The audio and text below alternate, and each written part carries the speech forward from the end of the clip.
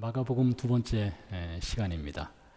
마가복음의 첫 줄, 하나님의 아들 예수 그리스도의 복음의 시작이라.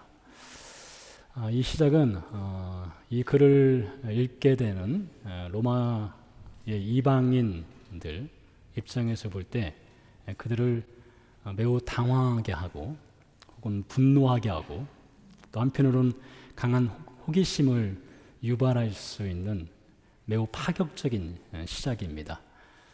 잠시 뒤에 살펴보겠지만 황제를 신의 아들로, 또 황제 숭배가 만연하고 그것이 건강한 로마인의 종교 신앙생활로 여기던 때였습니다. 황제가 그리스도, 유일한 구원자로 고백되던 때였습니다. 황제가 복음이었습니다. 이것이 로마 전역에 널리 퍼져 있던 때에 아니다, 예수님만이 하나님의 아들이시다, 예수님만이 그리스도 유일한 구원자이시다, 예수님만이 복음이다, 이것을 선언하는 마가복음의 첫 마디는 가히 혁명적이다 라고 말할 수도 있겠습니다. 신구약 성경을 보면 첫 문장이 매우 드라마틱하게 표현되는 것들이 있지요. 창세기 1장 1절, 태초에 하나님이 천지를 창조하시니라. 이건 역시 혁명적인 말씀이다 라고 할 수가 있겠는데, 그에 못지않게 마가복음 1장 1절, 하나님의 아들 예수 그리스도의 복음의 시작이라. 이것도 매우 놀랍고 파격적이고 혁명적이라 할 수가 있겠습니다. 자, 그래서 오늘 이 말씀을 살펴보겠는데요, 이 말씀을 그 당시 1세기 당시에 로마 세계에 살고 있는 유대인들 입장에서 볼 때에 그들은 마가복음 1장 1절을 어떻게 이해했을까? 두 번째, 로마 세계에 살고 있는 이방인들은 이 말씀을 또 어떻게 이해했을까? 그리고 이 말씀을 근거로 우리는 무엇을 믿어야 하는가? 이것을 숙고하도록 하겠습니다. 먼저 유대인 독자 입장에서 마가복음 1장 1절을 보도록 하겠습니다. 유대인이 마가복음을 펼쳤습니다. 첫 장, 첫 문장에 가장 크게 들어오는 표현은 하나님의 아들입니다. 우리에게는 예수님이 하나님의 아들이다, 이것은 우리가 매우 익숙한 표현입니다. 우리에게요. 하지만 유대인에게 하나님의 아들, 이 표현을 유대인이 듣는다면 그들은 곧장 구약 성경으로 달려갈 것입니다. 구약 성경에 하나님의 아들에 관한 이야기들을 그들은 찾아볼 거예요. 구약 성경에 보면 하나님의 아들 혹은 하나님의 아들들이란 표현들이 많지는 않지만 등장하는 경우들이 있습니다. 첫 번째 경우가 창세기 6장입니다. 창세기 6장은 노아의 대홍수 사건 이야기죠. 6장 1절부터 3절 사이에 이렇게 기록되어 있습니다. 사람이 땅 위에 번성하기 시작할 때에 그들에게서 딸들이 나니 하나님의 아들들이 사람의 딸들의 아름다움을 보고 자기들이 좋아하는 모든 여자를 아내로 삼은지라. 여호와께서 이르시되 나의 영이 영원히 사람과 함께 하지 아니하리니 이는 그들이 육신이 됨이라. 그러나 그들의 날은 120년이 되리라 하시니라. 하나님의 아들들이 사람의 딸들의 아름다움을 보고 그들을 아내로 삼았습니다. 여기서 하나님의 아들들, 도대체 이들은 어떤 존재인가? 어떤 분들은 고대시대의 왕들이다, 어떤 분들은 천사들이다. 아니다. 하나님의 아들들은 아담의 아들 셋의 후손이다. 이런 설들이 있습니다. 이런 설들은 강점도 있고 약점도 있습니다. 아주 뜨거운 논쟁거리가 되는 말씀이기도 하지요.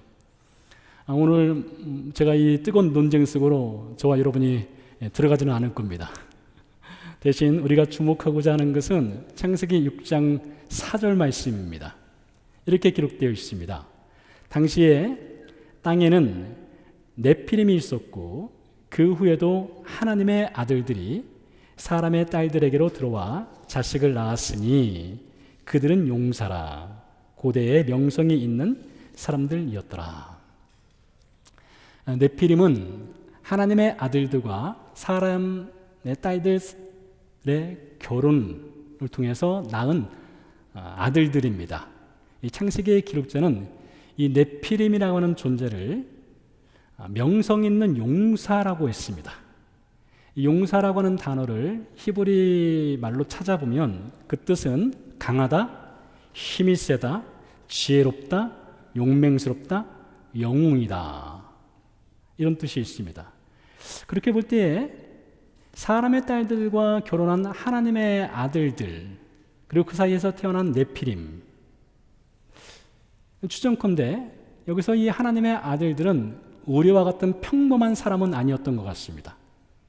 그들에게는 무엇인가 신적인 능력 혹은 우리와는 다른 어나더 레벨의 존재였던 것 같습니다. 그래서 그들 사이에서 네피림이라고 하는 고대의 명성 있는 용사들이 태어났다고 할 수가 있겠죠. 무엇인가 다른 존재입니다. 힘이 있어요. 다음으로요, 하나님의 아들들에 관한 이야기가 욥기서 1장에 등장합니다. 욥기서 1장 6절에 보니까 하루는 하나님의 아들들이 와서 여호와 앞에 섰고 사탄도 그들 가운데로 온지라. 자, 이 장면은 하나님이 천상회의를 연 것입니다. 하나님의 천상회의에 사탄이 참석했어요. 그리고 그 자리에 하나님의 아들들도 하나님의 천상회의에 참석을 하게 된 겁니다. 여러분, 언제 우리가 하나님의 천상회의에 참여하는 그 인비테이션 받은 적 있으십니까? 없으시죠? 우리 같은 사람은 그런 인비테이션을 받을 수가 없습니다. 근데 여기에 하나님의 아들들은 하나님의 천상회의에 참석한 거 보니까 그들은 신적인 존재인 것 같습니다. 우리와는 차원이 다른 어떤 신적인 능력이 있는 어떤 디바인 빙으로 볼 수가 있겠죠. 세 번째로 하나님의 아들에 관한 것이 사무엘하 7장에 등장합니다. 직접적인 표현은 아니고 간접적으로 등장하는데요. 사무엘하 7장은 하나님께서 다윗과 다윗의 후손에게 어떤 복의 약속을 주시는 장면입니다. 그 중에서 7장 14절에 보니까 이렇게 기록되어 있습니다. 나는 그에게, 여기서 그는 솔로몬을 가리킵니다. 나는 그에게 아버지가 되고 그는 내게 아들이 되리니 그가 만일 죄를 범하면 내가 사람의 매와 인생의 채찍으로 징계하려니와. 자, 이 말씀은 장차 이스라엘 왕이 될 솔로몬에게 하나님이 약속을 주시는 장면인데, 하나님이 말씀하셨습니다. 그는 나에게 아들이 될 것이다. 나는 그에게 아버지가 된다. 그러니 솔로몬은 하나님의 아들로 이렇게 인정받는 그런 말씀이 7장 14절, 사무엘하 7장 14절에 기록되어 있는 것이죠. 그래서 이 이스라엘 왕, 솔로몬은 이스라엘 왕이 아니겠습니까? 이스라엘 왕이라고 하는 존재는 하나님의 아들로 불렸고, 왕은 절대 권력자입니다. 일반 사람들이 가질 수 없는 권력을 갖고 있지요. 자, 그래서 정리하면 이 구약성의 하나님의 아들 혹은 하나님의 아들들은 어떤 신적인 능력이 있거나 고대의 어떤 명성이 있거나 용사이거나 왕과 같은 절대 권력을 갖고 있는 어떤 파워가 있는 일반 사람과는 다른 존재라고 하는 것을 이 구약 성경이 증언을 하고 있습니다. 자, 그래서 유대인이 마가복음 1장 1절을 보며 하나님의 아들 예수 그리스도라는 이 문구를 보았을 때에 그럼 예수 그리스도는 우리가 알고 있는 구약 성경의 하나님의 아들들처럼 어떤 신적인 능력이 있는가? 어떤 힘이 있는가? 일반 사람들에게서 볼 수는 없는 초월적인 능력이 있는가? 이런 생각을 자연스럽게 할 수 있을 것 같습니까? 할 수 있을 것 같습니다. 자, 그리고 좀 질문을 하겠죠. 예수 그리스도, 당신은 도대체 누구냐? 라는 질문을 할 것입니다. 자, 이 가능한 질문에 마가가 이제 답을 하게 되는데 그것은 잠시 뒤에 살펴보도록 하겠습니다. 다음으로 로마 세계에 살고 있는 이방인들 입장에서 마가복음 1장 1절에 하나님의 아들을 어떻게 이해하는지를 보도록 하겠습니다. 하나님의 아들이란 표현을 바꿔서 신의 아들로 하지요. 왜 그런가 하면 우리에게 하나님은 성경의 하나님이지만 로마 세계에 살고 있는 이방인들에게 하나님, God, God은 우리가 알고 있는 혹은 믿고 있는 그런 하나님이 아닙니다. 그들 나름대로 신이 있지 않겠습니까? 신의 아들로 바꾸겠습니다. 그래서 마가복음을 펼쳐든 이방인들이 1장 1절을 이렇게 읽을 것입니다. 신의 아들 예수 그리스도의 복음의 시작이라, 이렇게 읽을 거예요. 신의 아들 예수 그리스도의 복음의 시작이라. 자, 그렇다면 1세기 당시 로마 세계의 이방인 독자들에게 Son of God, 신의 아들이 누구이냐? 라고 묻는다면 그들은 두 번 생각하지 않고 이런 답을 할 겁니다. 신의 아들은 로마 황제 아구스토다. 아구스토가 신의 아들이다. 이렇게 답을 할 겁니다. 여러분, 아구스토는 누가복음 2장 1절에 등장합니다. 누가복음 2장 이야기는 천하로 다 호령하라, 호적 조사를 하라 해서 마리아와 요셉이 나사렛에서 베들레헴으로 가 아기 예수를 낳는 예수님 탄생과 관련된 이야기가 누가복음 2장인데 거기에 아구스토란 이름이 등장합니다. 이 아구스토의 원래 이름은 가이우스 옥타비아누스입니다. 가이우스 옥타비아누스. 주전 44년경 그의 양아버지 율리시스 시저가 배신의 칼을 맞고 죽습니다. 그리고 로마 제국은 대혼란기에 빠집니다. 이 대혼란기를 평정하고 황제로 등극한 인물이 율리시스 시저의 양아들인 옥타비아누스, 성경에서는 아구스토라고 하는 인물입니다. 아구스토가 로마의 황제가 되었습니다. 그리고 그는 양아버지 율리시스 시저를 신격화하는 작업을 하게 됩니다. 양아버지를 신의 반열로 올려요. 그래서 양아버지 율리시스 시저가 신의 반열에 오르니 자연스럽게 양아들인 옥타비아누스는 신의 아들이 되는 것이죠. 신의 아들이 됩니다. 그러고 나서 신의 아들로 올라간 아구스토는 자신을 섬기는 황제 숭배를 로마 제국에 명하게 되고 강요를 하게 됩니다. 자, 이런 배경 가운데 로마 세계의 이방인들이 살고 있는 것입니다. 신의 아들은 아구스토다.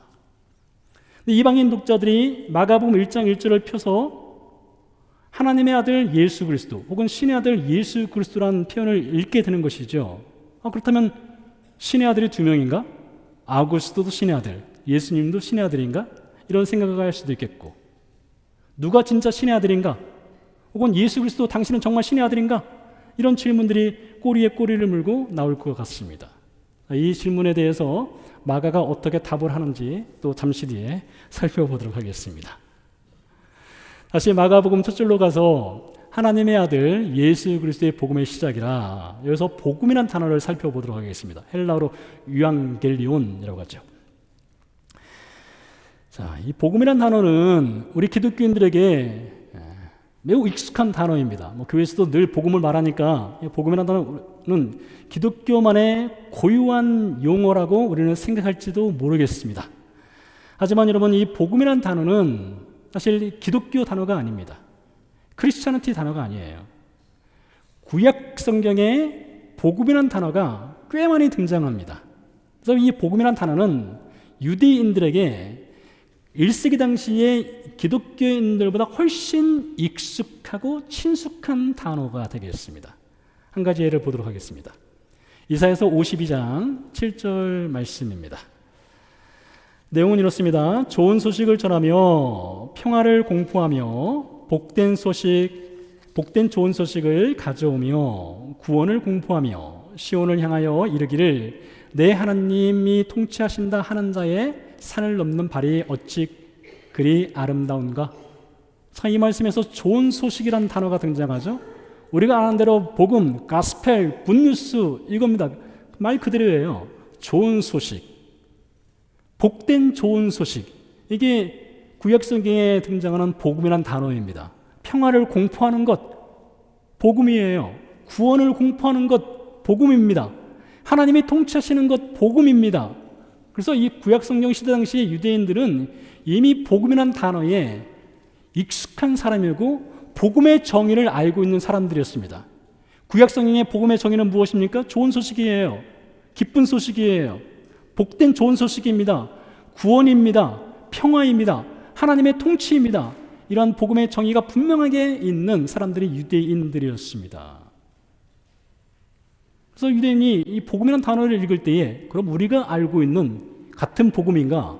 이런 생각을 또 할 수 있겠다 싶습니다. 자, 이어서 로마 세계에 살고 있는 이방인들 입장에서 이 복음이라는 단어가 어떤 의미인지를 보도록 하겠습니다.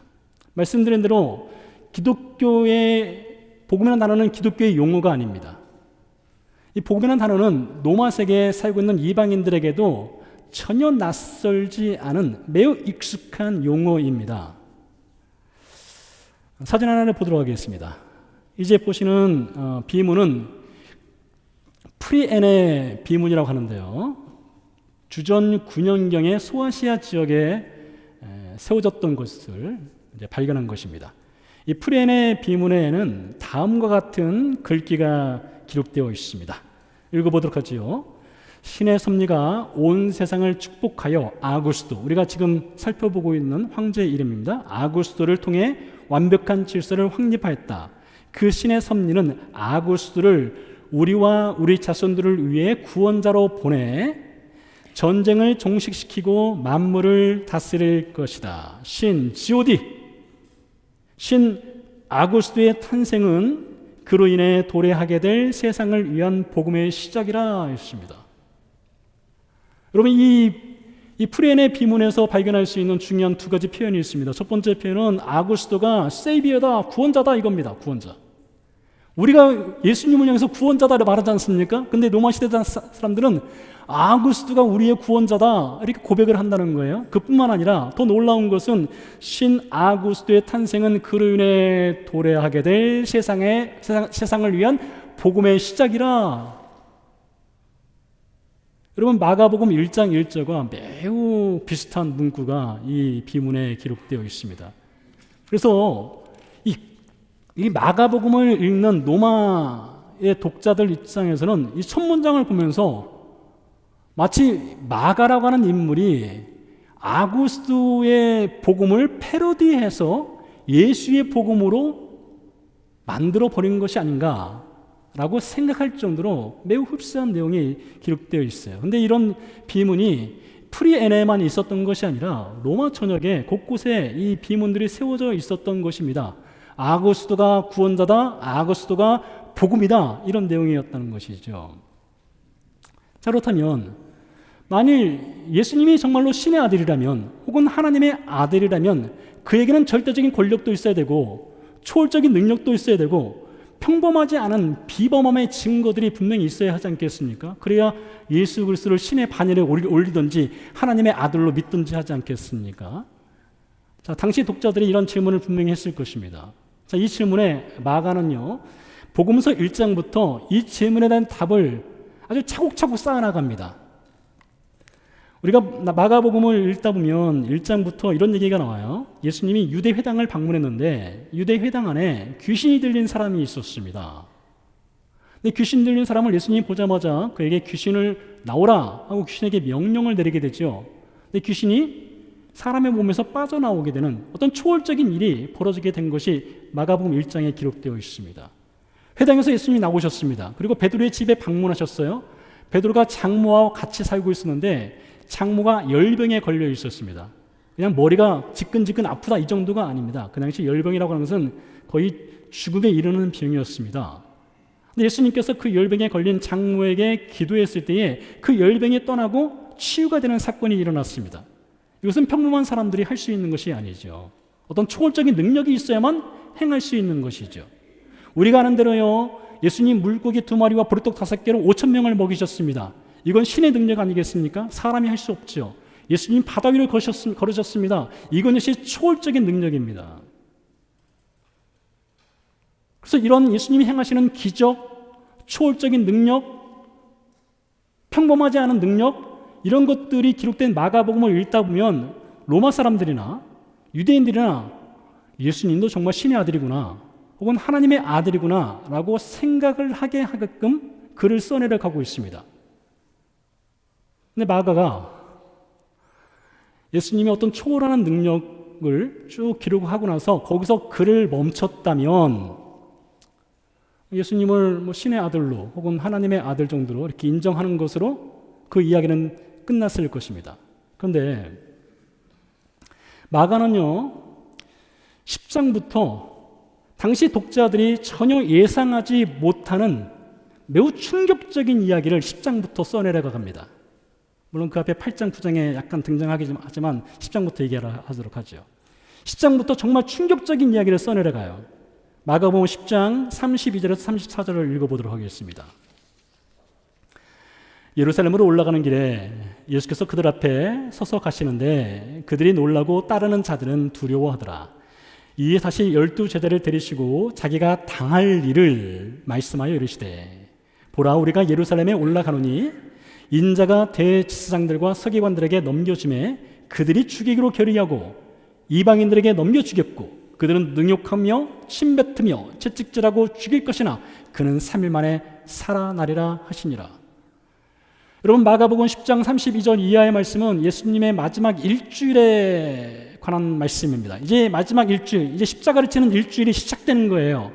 시작되는 지점에 예수님께서 예루살렘으로 올라가시면서 예수님이 앞으로 당할 일을 말씀하셨습니다. 그 당할 일이 무엇입니까? 이방인들에게 넘겨지고 능욕당하고 침뱉당하고 채찍에 맞고 죽게 될 것이고 3일 만에 살아날 것이다.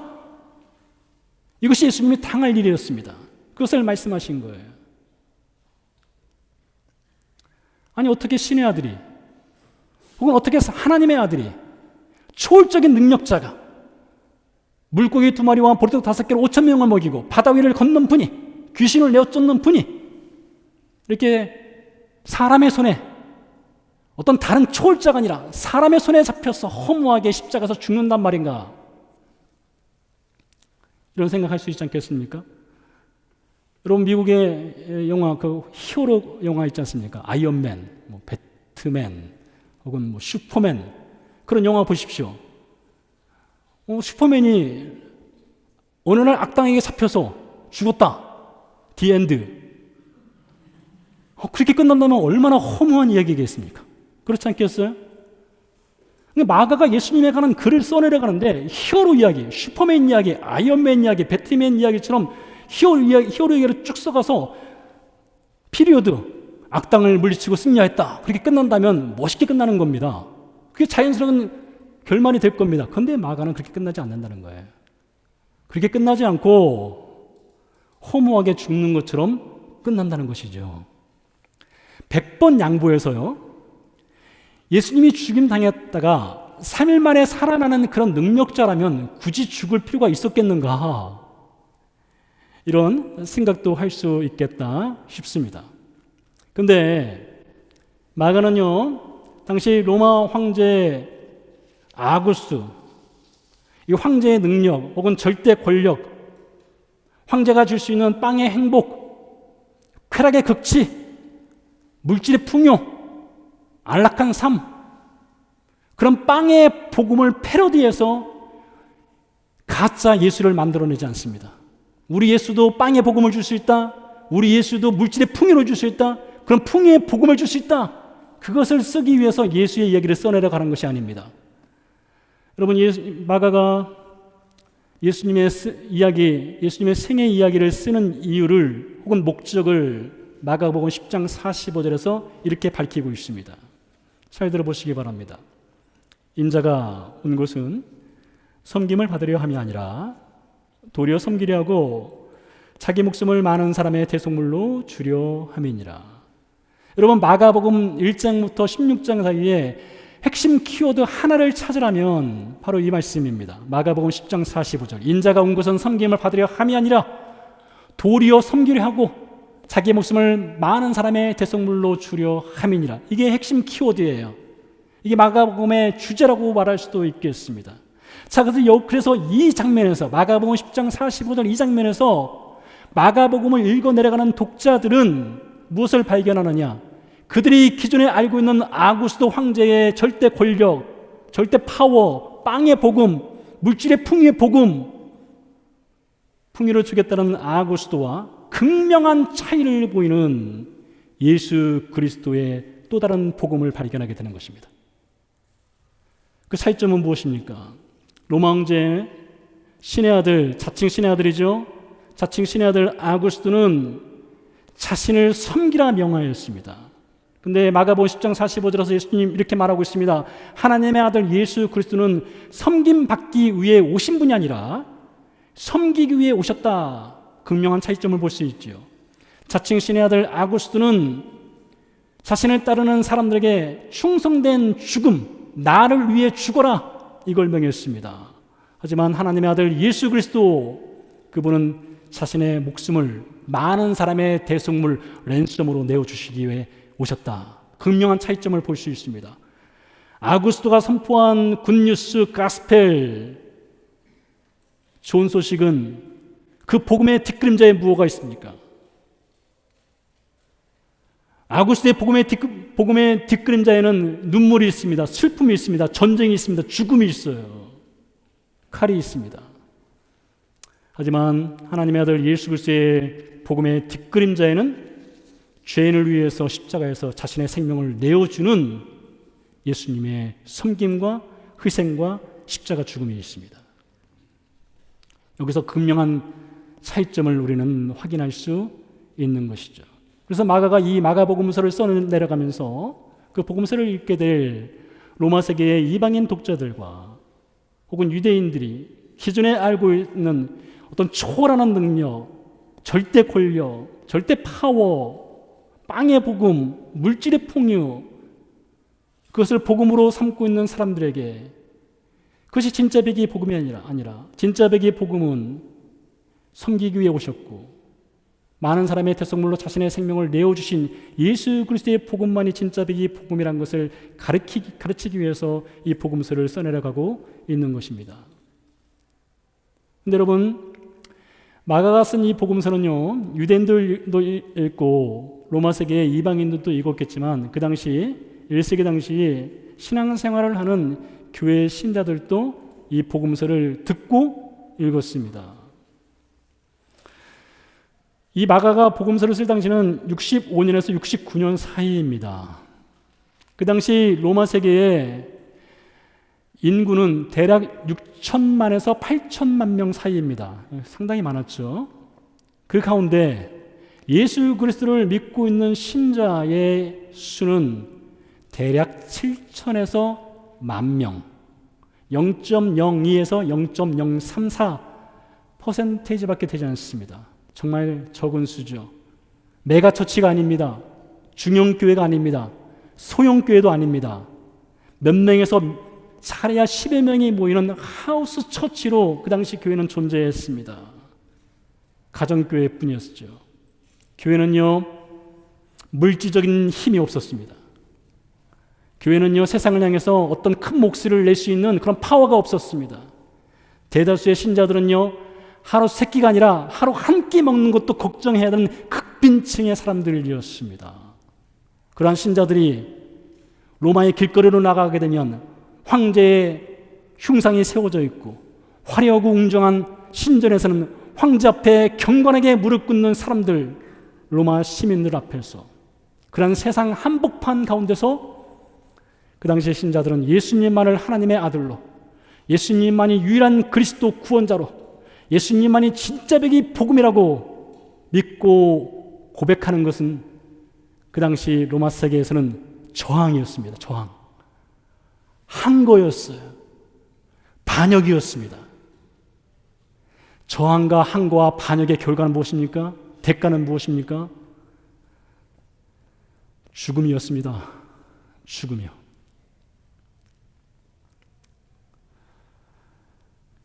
그런데 여러분, 그 당시에 교회는요, 이 빵의 풍요로움, 쾌락의 극치, 물질의 풍요, 그 복음을 거부했습니다. 교회는 마치 거대한 골리앗 앞에 선 작은 다윗과 같은, 아주 작은 다윗과 같은 존재였어요. 교회는요. 근데요, 이 작은 다윗과 같은 교회, 그 교회의 손에 뭐가 들려 있었느냐?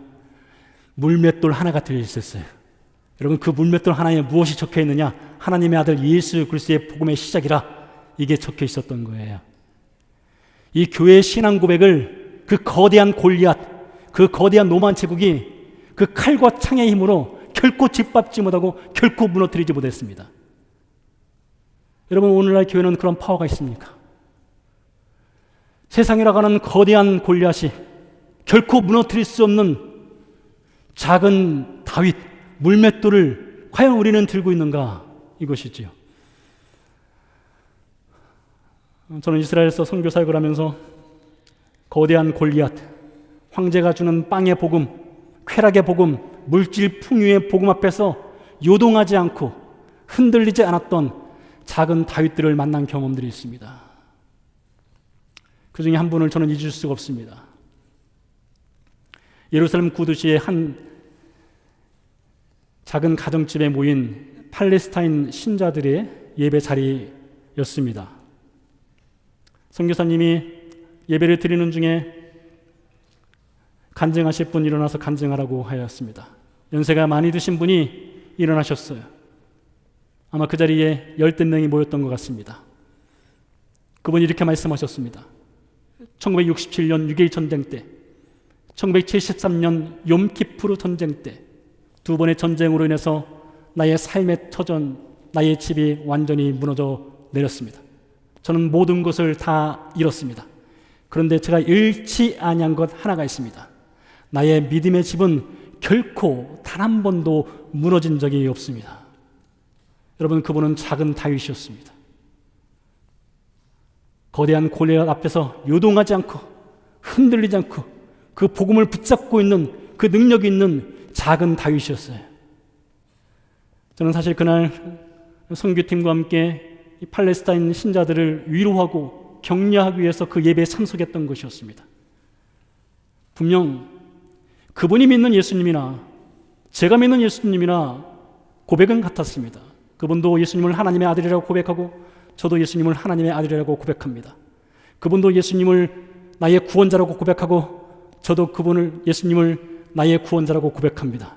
그런데 무게가 달랐어요. 크기가 달랐습니다. 부끄러웠습니다. 나는 도대체 누구를, 나는 도대체 무엇을, 어떻게, 왜 믿고 있는가? 이런 질문을 던지지 않을 수 없었습니다. 여러분 어떻습니까? 여러분의 손에 들려있는 물맷돌은 무엇입니까? 여러분은 도대체 무엇을 믿고 있습니까? 도대체 누구를 믿고 있습니까? 왜 믿고 있습니까? 어떻게 믿고 있습니까? 자칭 신의 아들 아우구스도는요, 주 14년 8월 19일 75세를 일기로 세상을 떠납니다. 로마 세계의 복음의 시작이라 자랑하던 황제가 죽었습니다. 자칭 신의 아들이 죽었습니다. 그는 흙이 되어버렸습니다. 하지만 하나님의 아들 예수 그리스도는 죽었다가 3일 만에 다시 살아나셨습니다. 허물과 죄로 죽었던 우리 인생들을 위해서 자신의 생명을 랜섬, 대성물로 내어주셨습니다. 그것을 기뻐하셨습니다. 그 십자가 사건 전에 예수님께서 물고기 2마리와 보리떡 5개로 5,000명을 먹이셨던 날, 백성들이 마음껏 먹고 그 다음날 많은 군중들이 예수님을 찾아가죠. 그리고 예수님께 빵의 복음을 요구했습니다. 빵의 복음, 물질의 풍요의 복음을 요구했어요. 예수님을 왕으로 삼으려 했습니다. 당신이 우리의 왕이 되어서 우리가 필요한 물질을 주십시오. 우리가 원하는 쾌락을 주십시오. 우리가 원하는 빵을 주십시오. 당신은 빵의 복음을 주셔야 됩니다. 예수님은 그들에게 빵의 복음을 주지 않으셨습니다. 그러자 그 수많은 군중들이 일순간 등을 돌려서 다 떠나버렸습니다. 그들뿐입니까? 아니죠. 요한복음 6장에 보니까 이렇게 기록되어 있습니다. 군중들만 떠난 것이 아니라 많은 제자들이 등을 들고 예수님을 다시는 따르지 않았더라 했습니다. 여러분, 빵의 복음을 따르면요 그렇게 됩니다. 물질의 풍요의 복음만을 따르게 되면 우리는 가짜 예수님을 믿는 것이고 우리는 언젠가 등을 돌리게 돼 있어요. 예수님이 물으셨습니다. 너희도 가려느냐? 주여, 영생의 말씀이 주께 일사오니 우리가 누구에게로 가오리까? 여러분, 누구에게 가시겠습니까? 예수님 외에 우리에게 생명을 줄 수 있는 그 누가 있습니까? 여러분, 다시 한번 묻겠습니다. 여러분, 도대체 여러분 누구를 믿고 있습니까? 무엇을 믿고 있습니까? 왜 믿고 있습니까? 어떻게 믿고 있습니까? 우리 손에는 과연 정말로 세상이 아무리 흔든다 할지라도 유동하지 않을 수 있는 물맷돌, 하나님의 아들 예수 그리스도의 복음의 시작이라 그 신앙 고백의 물맷돌, 여러분 그 손에 들려 있습니까? 함께 기도하도록 하겠습니다.